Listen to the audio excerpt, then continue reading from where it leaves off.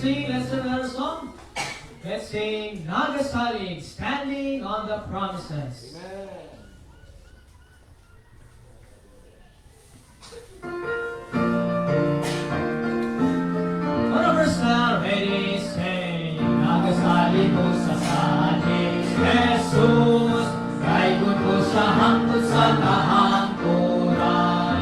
Akong kinabuhi ni harian niya, kung sa saad niya nagsalig ko. Nagasalig, ang saad sa Ginoo gisaligan ko. Nagasalig, ang saad niya akong gisaligan. Nagasalig ko sa saad ni Jesus, bisan hulkaon ako sa kalisod. Ang kahadlok ko pagul mahanaw, kung sa saad niya nagsalig ko. Nagasalig, ang saad sa Ginoo gisaligan ko. Nagasalig, ang saad niya akong gisaligan. My verse now. Nagasalig ko sa saad ni Kristo, kaysa bugpag na nahilublog ako. Kung may kalaugan ko matagaglaw, kung sa saad niya nagsalig ko. My verse now. Nagasalig, ang saad sa Ginoo gisaligan ko. Nagasalig, ang saad niya akong gisaligan. Nagasalig ko sa saad ni Kristo, kay kiniwala kayo'y pagkamuhan. Sultan ko ang hando sa Espiritu, kung sa saad niya masalig ko. Nagasalig, ang saad sa Ginoo gisaligan ko. Nagasalig, ang saad niya akong gisaligan. Amen. Papa Abim Islam, lead us in word of prayer. Sige mga tuta. Dalagon gamahan ng Diyos, salamat kayo sa takas kapunon Ginoo. Salamat kayo sa kadaugan ganyang buntag. Ang katong ang nadunggan ng mga mensahe, hindi katong kawang, magamit sa istuhan ng pagkinabuhi. Salamat kayo sa grasya. Salamat kayo sa Adlang Domingo, makasimban sa namin sa Espiritu o kamaturan Ginoo. Salamat sa imong kayo. Salamat sa gihatag imong kaluwasan, na libre walay bayad Ginoo. Hindi na malaglag na among kalag nagto sa kalayo sa impyerno Ginoo. Salamat kayo sa imong gugma kaluoy. Sa luwa kami Ginoo, sa among kasikatan, sa unang mga sakulong na buhat, ikaw lang ang libre Ginoo. Ang pagangko Ginoo, tagay may kaalam karon, nakasabta na mo sa yanong paagi na ang mga pulong dili ikaw labay na kawang mag-isip sa tagsa-tagsa ng singkasing gunaw na. Bisan pa man sa magdaras mensahe, tagay o kalam mong kasabot sa yanong paagi. Wala kami mahimong Ginoo, sa ito ng kanan, sa ngalan ng Kristo Jesus, buhay ng Diyos. Amen. Amen. Remain standing. Let's sing the last song. Let's sing May Balita Ka sa Kanasuran. We have story to tell.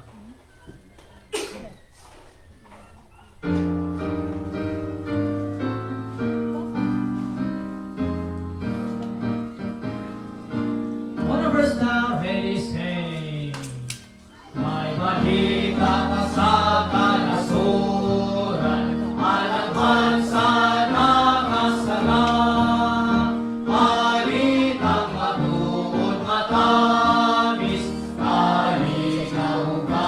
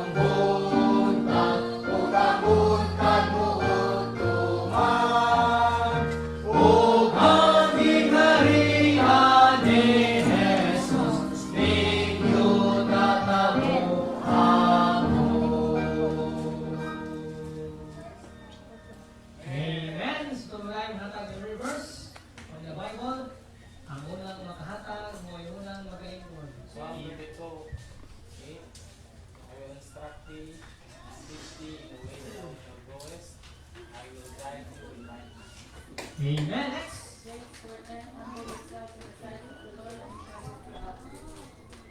Okay, mga bisita, wala kayo verse, pwede na itong kalikod. Okay. Kung pwede na itong kakad.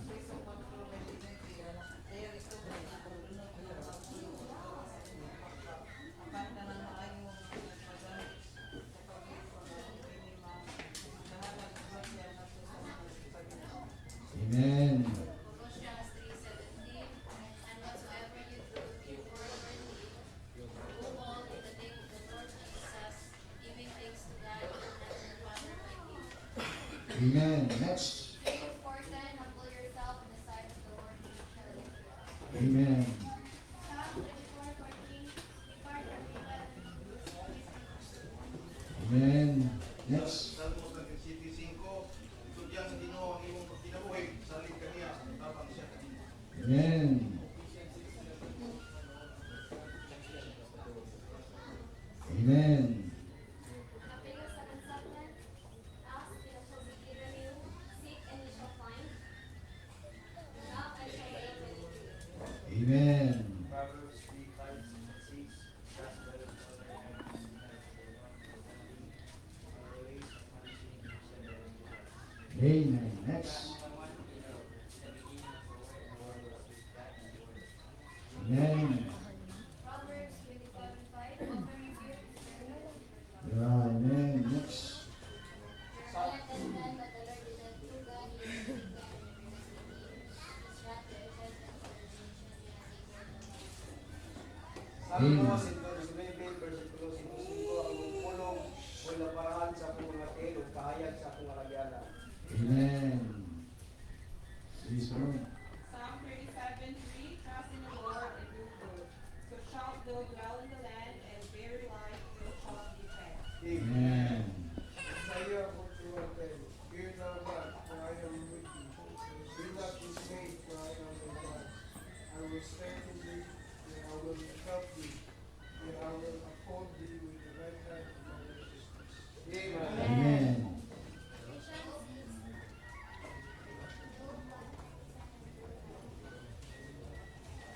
Amen.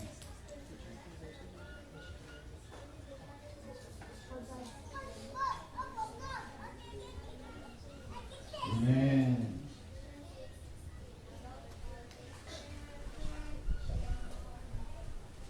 Amen. John 10:27, my sheep hear my voice, and I know them, and they follow me. Amen. Ephesians 6:11, put on all armor of God that ye may be able to stand against the wiles of the devil. Amen. I can do all things through Christ who strengtheneth me. Philippians 4:13. Amen. Philippians 1:6, being confident of this very thing, that he which hath begun a good work in you will perform it until the day of Jesus Christ. Amen. Wala na? Nila, wala na? Galang ka. Taylor. Verse.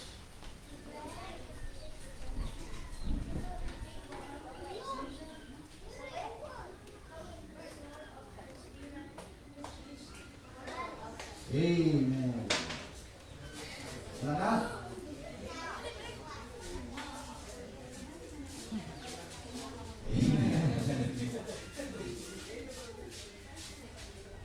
Okay, wala na.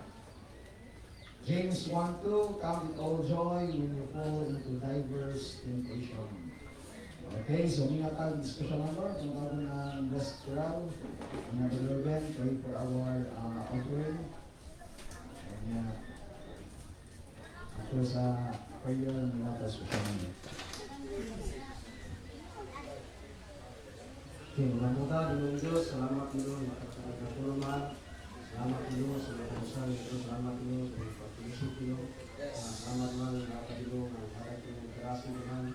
Salamat Diyos sa mga kaisunan Diyos, sa mga kasita lang, sa mga Diyos, sa mga Diyos.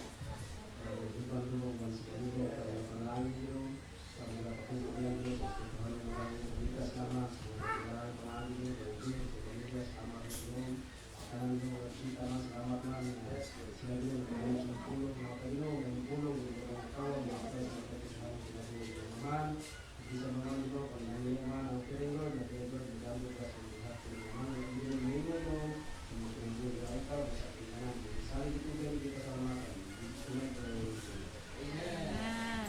Okay, God bless you as you did. Bless Quran. Dili.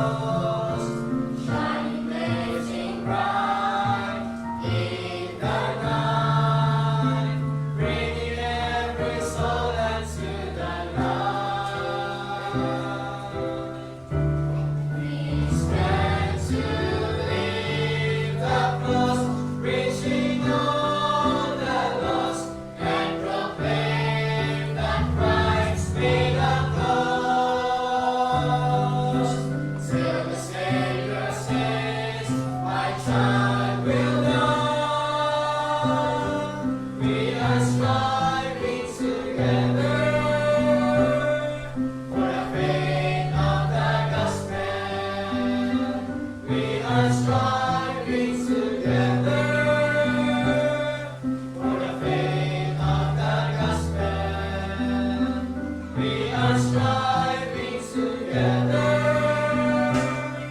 for the faith of the gospel.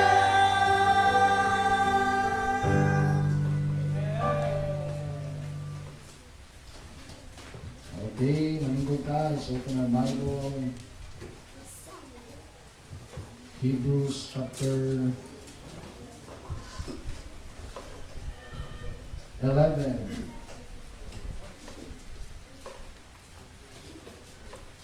Ayaw natin na, Hebrews chapter 11.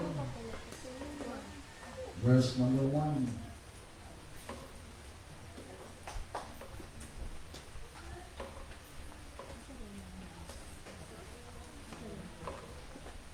Hebrews chapter 11,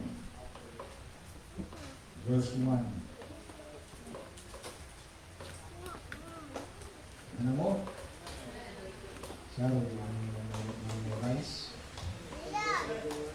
Hebrews 11:1, all together, pangkanan, read. Now faith is the substance of things hoped for and the evidence of things not seen. Okay, namo ka. Ginoo, salamat Lord sa kahaponon, salamat Ginoo sa dahil inilitag, ang mga ating Ginoo, kabahin nila sa Holy Spirit, kabahin Ginoo sa pagtuog, and Lord na ang pagtuog, it matters to you. Father God, salamat Ginoo sa fellowship sa Lord, sa mga people, sa mga men, sa mga ladies, salamat Ginoo sa aming na fellowship, salamat kaayo Ginoo sa ang isanihan na kataon, bisan pangalaga sa pangabahon kahapunan kaunting alur. Salamat sa mga alawiton, salamat Ginoo sa special number, salamat po sa offerings, salamat po sa inyong tulong na mawali this afternoon. Lord, ang maraming po amahan, ikaw makatabang Lord sa inyong makatauhan na nakaroon, willing Lord to listen your word. Ang Lord, abangis na Ginoo, nakasabot sila sa inyong tulong, kung ma-apply Ginoo silang Christian life. Na Lord, salamat po sa ilang ng hatag. Maraming po amahan, na ang ilang Ginoo ang kamabag Lord, ibalik namin sa pagpaminaw sa inyong tulong. At Ginoo, ang focus ng Lord sa pagpaminaw ng inyong pagkakanto ko sa aking tulong. Empower me to preach your word, to deliver your message. Use me as your mouthpiece this afternoon. In Jesus' name we pray. Amen and amen. Okay, so, kanina ato ang natunan na ang pagtuo is the foundation of our relationship with God. Amen? O niya, kay anak naman tas Ginoo, na moment na milawat ni tuutan niya, a child of God should not want to sit in his comfort zone. Amen? So, ang tinutangay ni anak sa Ginoo, hindi siya hindi siya mahinta na maglingkod lang sa iyang comfort zone. Amen? Labi na nga kay gitawag na genuine faith na to sa Diyos. Great faith na to sa Ginoo. Amen? O kung doon na kay tinutanay na pagtuo na to sa Diyos, you can overcome all the challenges, all the bad situation na mudangat sa iyong kinabuhi. Amen? And we must submit to the sovereignty of God. Musubitar ka sa pag-control, sa pag-rule sa Ginoo, sa ato ang kinabuhi. O niya, ang tinunanay na dunay pagtuo, mutuman sa Diyos. Amen? Sa iyahang kabubuton, sa iyahang kamanduan. Musurrender na siya sa kabubuton sa Ginoo. O niya, ang tinunanay na dunay pagtuo, kanunay na siya na dunay kaiso, na mutuo sa Diyos, na ang Diyos kauban niya kanunay, o ang Diyos zaman nag-care sa iyang kanunay. Okay, so our message this afternoon entitled Risk-Taking Faith. Risk mga risgo. Risk na R-I-S-K. Risk-taking faith. Ang pagtuod ay kamaon ni siyang risgo. Mudawat ni siya o risgo. Okay, na kinabuhi. Number 1, ito maglangan. The risk-taking faith, matawag ni siya leaving his comfort zone. Leaving his comfort zone. Mugiya sa iyang gitawag na komportable na kinabuhi. Amen?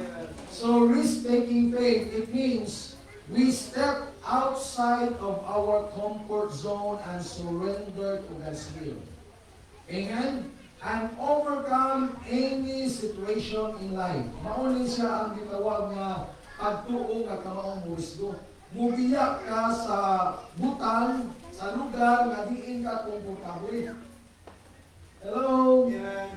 Amen? Kaya naman, musurrender ka sa bubuton sa Ginoo, kunya maka-overcome ka sa matag situation sa imong kinabuhi. Kagaan na itong example, si Abraham. Like Abraham in Genesis chapter 12, verse number 1, Genesis 12, verse 1, mga pumasahon. Si Abraham, gimanduan siya sa Ginoo in Genesis chapter 12, verse number 1, Now the Lord had said unto Abram, Get thee out of thy country and from thy kindred and from thy father's house unto a land that I will show thee.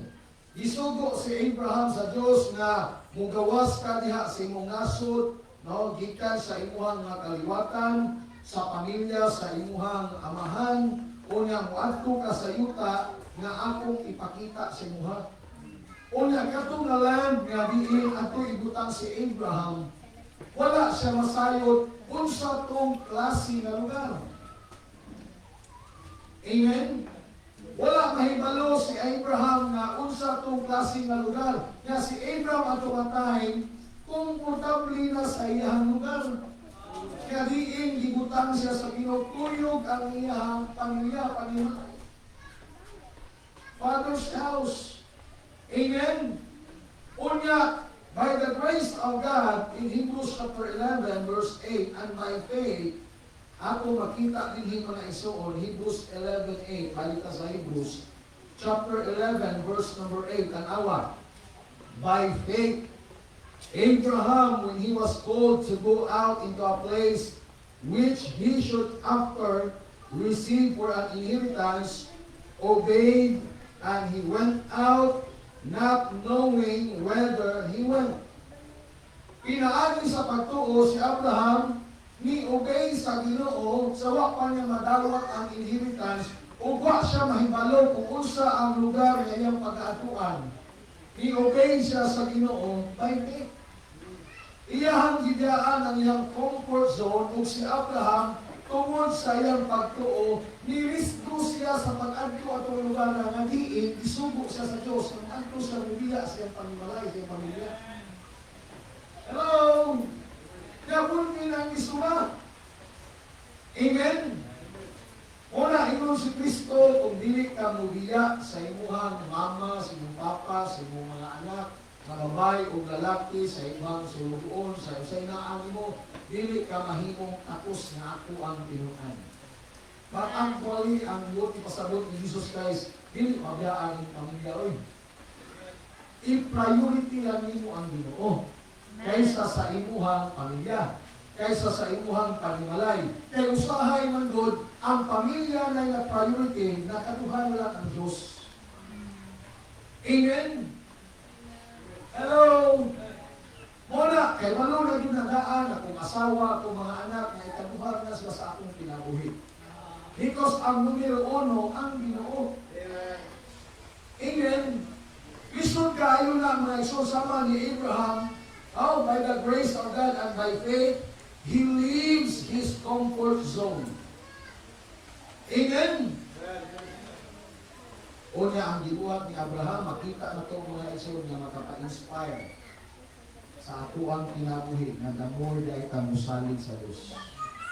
Amen? Because obedience does not happen without faith. Unang ang Kristohanon, malisod kaayo pagtuman sa Ginoo kay wala may pagtuo. Kung gusto kang mahimo magmalikayon, di gyud na magbulag. Trust and obey. Amen? Wala na ikanta, trust and obey, for there's no other way to be happy in Jesus but to trust and obey. Kaya gusto kayo namin kang nagtuo ka sa Ginoo na di ka magtuman sa iyang kamaluan. Bukod yun ang pagtuo. Because ang pagtuo, kamaunang murisdo o mo biya din na siya sa iyang comfort zone. Amen. Sama sa ito ang ginabuhi sa una, mga batanon. Gusto kayo barkada, no? Comfort kita, kumatas ko mga barkada. Amen? Halos na himuon na itong rason, hindi ka tayo atong simbahan, ito naaato ang mga barkada, lingaw na ta sa bisyo. Amen? But by faith, mga isuon, by faith, nakabiya dito sa akong mga barkada, o hangtod karon, gitagaan mga barkada, niyas din mo. Bago ko naluwas, muagi ko da sa bukol, manggahan, mag-inom sila nito. Ako yung example, tagay sa diha sa minum. Bible naman ka. So ako yung ibarugan. Nagkaroon din na sila mga nag-inom. Amen? Kung isambot na din sila. Nagasa sa Ginoo, sa akong pag-ampo, na ang ginusa, nag-itubag sa Ginoo. Brother Jeff, itubag sa Ginoo, maluwas sa itong makadla. Amen? Kuwas kiluhin. Salamat God na nailag ka sa maturan. Wala kang mailag sa bakat. Nailag ka sa maturan. Kaysa mailag ka sa bakat, kanino ka lang mailag ka sa maturan? Kanino bang bakat, ibalik-balik, mura kung dinoon. Walang hindi na lang lutuos na maturan, kaya nailag naman sa bakat. Amen? So muna, kung ikaw tinutanay na doon ay pagtuo, I do believe you will leave your comfort zone. Amen? Udaghan pa example na sa Biblia. Okay, nakasabot naman mo, sabot mo. Marami ka sa number 2. Kita maglanga, number 2 na. Sa ilangan na, yung aming sip, daghan school ka, daghan sayo. Gamay school ka, gamay sayo. May panoy school ka, wakay sayo. Number 2, risk-taking faith. Ang risk-taking faith, at tuo na kamaong murisdo, launching out in obedience. Launching maganang imong itaktak ang imong kinabuhi diya sa pagtuman. Amen? Mo-launch out ka. Diha sa pagtuman. Pagihag na mangista ba? Isod kayo, makakuha ka, kung dili mo itagat mo ang puto. Amen. So gusto ka blessing, imo kong i-launch out ang imuhang pagtuman. Unay tinuod nga dunay pagtuo. Dili ka magduha-duha sa pagtuman sa Diyos. Launching out in obedience. Ano mo sa spelling sa launching out? L-A-U-N-C-H-I-N-G. Launching out in obedience. Living a life of faith requires risk-taking obedience to God's word. Amen? So, ang pagkinabuhi diay, na kinabuhi sa pagtuo, na require ni og pagtuo na risgo kang mutuman sa panawagan sa Diyos. Hello! Usaon ang pagtawag sa Ginoo. God calls you sa iyahang utong. Wala naginay panod yun, why you need a call when there is a command? Why you need a voice when there is a verse? Kano na kinahanglan pa magkapanawagan, mga na may kamandukan? Gusto pa yun kayo, Ray, Ray. Di naman mo yung ana ang Ginoo nga tawag mo niya sa pangalan. Parihan lang ni Abraham, ni Anton, lang Samuel. Kumplito naman ang tulong sa Diyos. All scripture is given by inspiration of God. Amen. So ang Ginoo mo tawag ka nato through His Word. Unya, kung doon na kay Ginoo na pagtuo, mo launch out ka in obedience. Amen. Pinaagi sa pagtungan. Open your Bible, Matthew chapter 4. Matthew chapter 4. Ako ang tagaan example. Matthew chapter 4, verse number 18. Verse 18.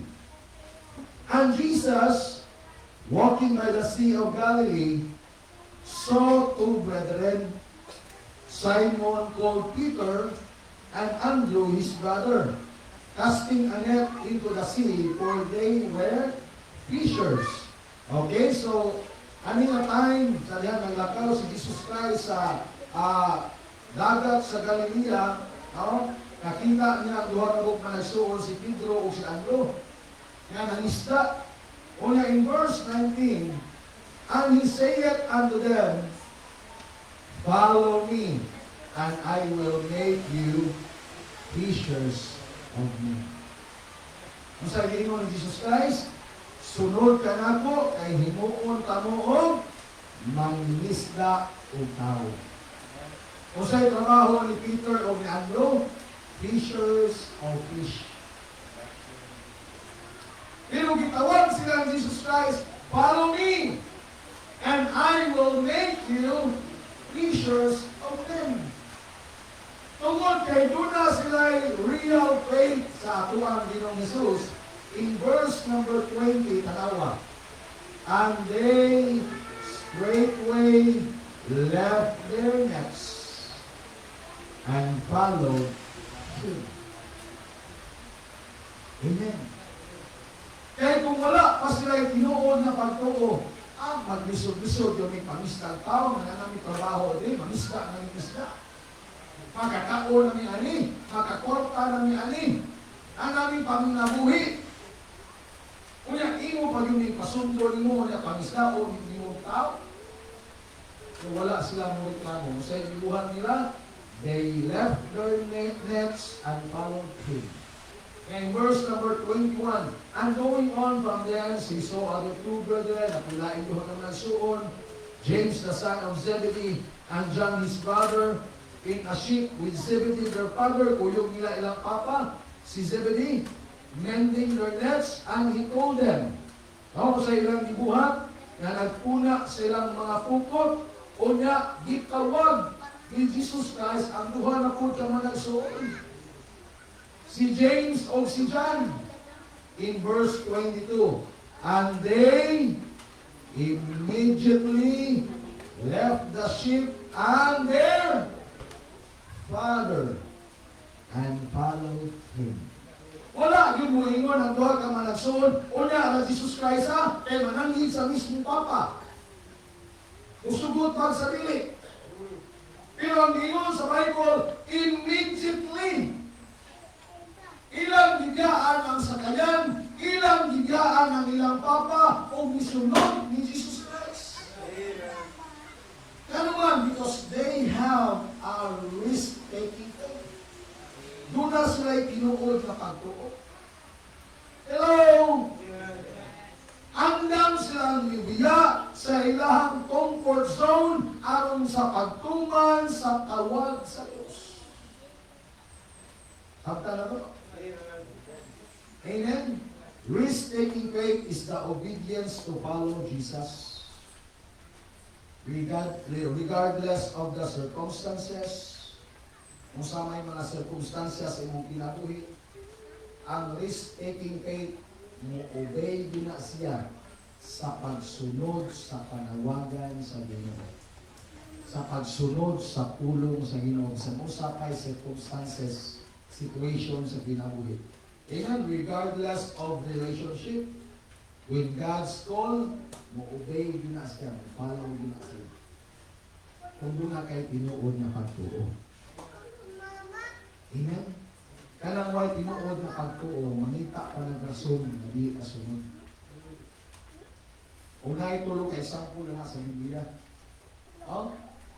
If you follow me, take up his cross and follow me. Ingon itong usa na unya na kay napakoy palito ni yuta. Napakoy tan-awon nga yuta akong palito niya. Ato na time, gabiin. Ato na ang yuta, gabiin na. Oh? Unya na po yung sana, unya na kay maglubong magos kong papa. Ingon sa, musunod ko ni mo Lord, isang asa ka magto. Ingon si Jesus, musunod ka na ko, wala na ba ko'y kaunlanan sa akuang ulo. Una mga igsoon, ang risgo nga pagtuko Isang unsay mahitabo, mo-obey na siya sa kamanduan sa Diyos. Amen? Trust in God without thinking. Trust in God without reasoning. Trust in God without complaining. Trust in God without murmuring. Maunay, launching out in obedience.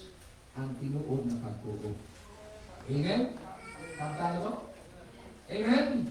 O na nga, kung naay igitudlo, na buhat ang Ginoo nimo, dili na ka mohimog rason. Lord, imo man sugo, imo man kumanduan, I will obey you by faith.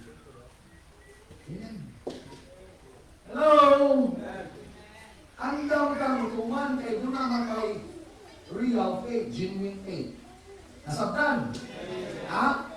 Nasabtan? Nasabtan wala? Amen. Mo parang may kapulo na ka. Parang mulas na ka ba? Okay, so una, leaving his comfort zone. Number 2, launching out in obedience.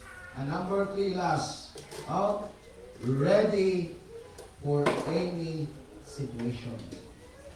Ready for any situation. Ang pagtuo dahil nga kamaong murisgo, andam sa bisan unsang sitwasyon. Amen? Ready for any situation. Open the Bible, James chapter 1. James chapter 1. Verse number 2. James 1:2 down to verse number 4.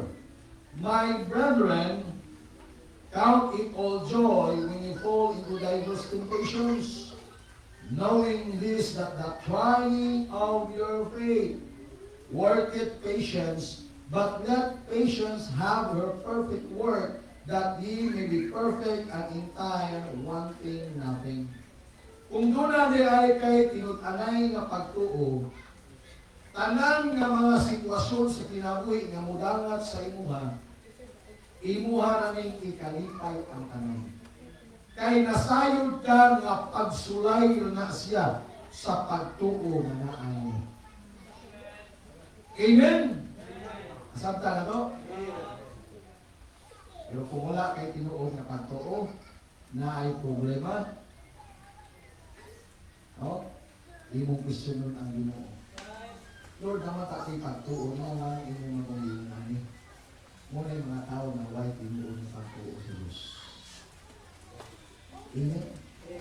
Kay ang tao na dunay tinuod na pagtuo sa Ginoo, na mga pagsulay, muabot siya ng kinabuhi, he will count it all joy. Amen? When he fall into diverse temptation. Amen?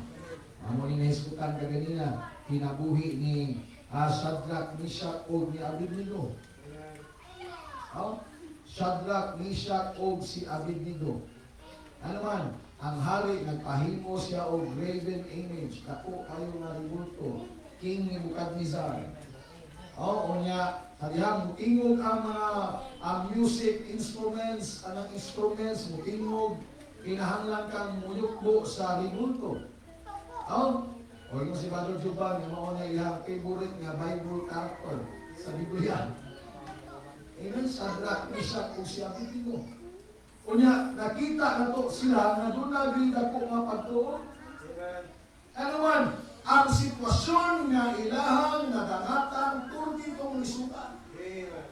Kahit kung initingog sa tanang music, sa tanang instrument, you need to bow down to worship the great image of Nebuchadnezzar. Unya, kung dili ka musimba, dili ka muyukbo, itambog ka ngadto sa hudno. Burning fiery furnace. Unya, pagtingog, karon na wala mamuyukbo si Shadrach, Meshach, o si Abednego.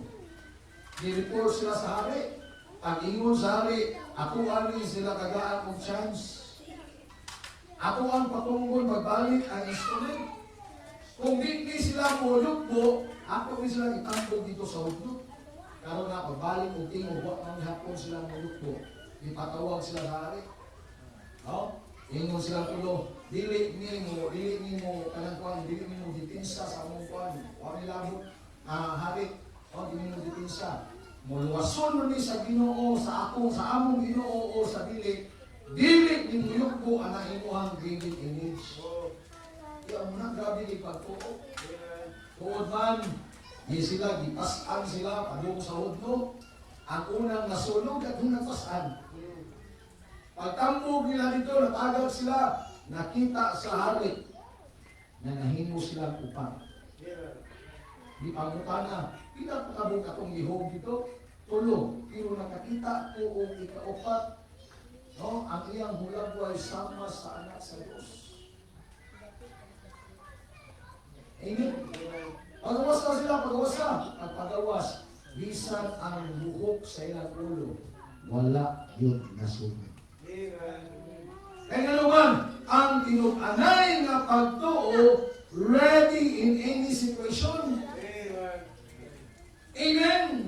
Dili kay musimba lang ka sa Diyos, mualagad ka sa Diyos, magsunod ka sa Ginoo nga naa kay haruhay nga kinabuhi. What if naa ka sa pagsulay? Are you still willing to follow, to obey God sa inyong mga kinabuhi? Sama nilang tulo ba? Bisan pag dili ni luwason sa amuang Ginoo, dili gyapon ning guyupo ana imong Dios. Kana imuhang tributo. Amen. Doon na ba kay pagtuo masama niya? Amen. Kalisod na, itambog ka. Sa gitawag na hudno. Unya mga ison, alita Hebrews chapter 11. Hebrews chapter 11. Kung alita mo tapos ni Hebrews chapter 11. Masahon na ito Hebrews chapter 11. Hindi lang ito masahon tanan. Alin lang sa mga last portion. Hebrews chapter 11, verse number 33. Ito sa 33 so good. Who through faith subdued kingdoms, wrought righteousness, obtained promises, stopped the mouths of lions, tungod sa pagtuo. Verse 34, quenched the violence of fire, escaped the edge of the sword, out of weakness were made strong, waxed valiant in fight, turned to flight the armies of the aliens. 35, women received their dead raised to life again, and others were tortured. Tungod sa ilang pagtuo, gitorture sila. Na kinahanglan inyong biyaan ang pagtuo, inyong ning pagabuhaton.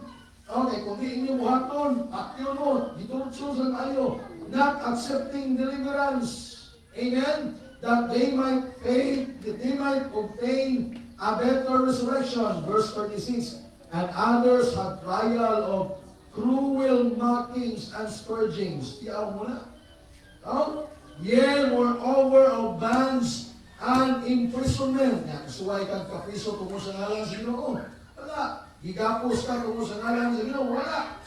Pero sila, in any situation, they are ready to face what is happening. Mahitabo silang kinabuhi. Verse number 37. They were stoned. Gibato. Hangtod namatay. Sa example ni si Stephen. They were sawn asunder. Gigabas sila. Gigabas, bakit pabarugon ka, nagabsun ka, tumaon. Gabas ang gamit. Gigabas. Sawn asunder. Tungkol sa ilang pagtuos dito. They were sawn asunder. Amen. Kaya ikaw gamay lang tamya sa imuhang friends, undang nagagas Ginoo. Amen. Sila mga isong, they were sawn asunder. Amen. Unsa pa? Asa na ta? 37. Were tempted, were slain with the sword. Ipatay sila, pinaaging espada. They wandered about in sheepskins and goat skins, being destitute afflicted, tormented, of whom the world was not worthy. They wandered in deserts and in mountains and in dens and caves of the earth. And these all, having obtained a good report through faith, received not the promise. Amen? God having provided some better thing for us, that they without us should not be made perfect. Kaning mga tauhana, ang mga tauhana, heroes of faith, ilang pagtuo, grabe kayo, sitwasyon, ilang gidawat, andam sila sa pagdawat sa tanang sitwasyon, pero wala pa sila makadawat sa saan, pero nibarog sa Ginoo. Amen? Usa na saan, ang rewarding, wala pa man. Amen? Pero mga ison, nibarog tungod sa ngalan ni Kristo. Amen? Nibiya sa ilang comfort zone, idawat sa tanang kasakitan, bisan pag-ilawog sa mabangis na mananap, gigabas mga isuon, pero wala yun muundang sa pagpangalagal, pagsunod sa Ginoo. Nakita gamay lang problema, muundang ka. Maulaw ka ang ilaw. Amen? Maulaw ka ang ilaw. Nga grabe ang ilang pagbuhis sa ilang pinanggi. Ilang gibuhis ang ilang mga dugo. Mga forefathers, ang ato ang mga nag-una na ito ba? Na nagbarog sa pulong sa Ginoo. Ilang gibuhis ang ilang kinabuhi, ang ilang dugo, para ang pulong sa Diyos, ang kaluwasan na giula ni Kristo dito sa cross sa Kalbaryo. Amen? Ang iyang dugo, iyang giula, gibuhis niya yung kinabuhi. Mga disciples, iyang gihatag, iyang kinabuhi, giula ang dugo para ang kaluwasan, ang maayong balita, ang pulong sa Ginoo, maabot sa buha. Amen? Nadili ka magbarog sa ngalan sa Ginoo, na ay mga kinabuhi ang nangakalas, para ang kaluwasan moabot sa inyo. Amen. Hello. Wala magpatuntag, pinag-anay na pagtuo. Amen? Kaya ang pinag-anay na pagtuo, andam sa matag sitwasyon. Amen? Sumana, kung doon na kay commitment sa Ginoo, doon na kay panaad sa Ginoo, whatever commitment that you have, unya, kung sulayan ka sa Diyos, dapat dili ka muundang sa imuhang panaad sa Diyos. Lord, mamatay man ko mabuhi, magpadayon ko diha sa imuhang ngalan. Mamatay man ko mabuhi, Lord. Lord, magpadayon ko pagsunod sa imuhang kabubuton. Magpadayon ko, Lord, sa pagtuman sa imuhang mga kamanduan. I am ready, Lord, in any situation na mudangat sa kuha. Muna'y tinuod na pagtuo. Magkantang ko rin nga ba? Oo nga, ang mga kaniadto na mga alagad sa Ginoo, grabe ang persecution, even with their blood, ilang giula, pero still mga iso nagbarog sa ngalan sa Ginoo. Ano yung gitawag? Risk-taking faith. Pangutana, naabakay at tuo na kamaong udawat o Kristo. Amen? Ikaw rin makatubag yan. Muna kay pagtuo na kamaong udawat o Kristo. Oh, you need to leave your comfort zone. Amen? O ang imong i-prioritize imong kinabuhi ang Diyos. Dili mo pasabot na dili na mo higugmao ni mama, di na mo higugmao ni mong papa, di na mo higugmao ng imong mga anak. O, ang angay mo i-prioridad ang Ginoo. Amen? Kaya kung imong unahon ng Diyos, I do believe mga isuon. I do believe na kanang pamilya nimo nga ikaduha, mamindot ang imuhang relasyon. Amen? Na ipakita nimo ang kausaban na ang Ginoo naglihok sa imong kinabuhi, makaaya na sila. Grabe ako anak naman may kausaban. Lahit naman yun kis kanaan to. Amen? Kanaan to. Kunya, tagaan balikan another family sa Ginoo nga kanang Mag-pray sa malisod yung mga sitwasyon. Amen? Naga-encourage mo na kay mga problema. Sa unang panahon, mga barkada, may mga mo, ang focus yung problema mo na. Ngayon mo man, ako na itagay, sulod na akong tagay, Amen? So, ang pagtuwag na tamang gusto, no? You should leave your comfort zone. Una iwa, rush out ka sa pagtuman, and then you are ready in any situation. Amen? Amen? Okay, so manayo ka sa itong tawag na doon na tayo gitawag risk-taking faith. Let's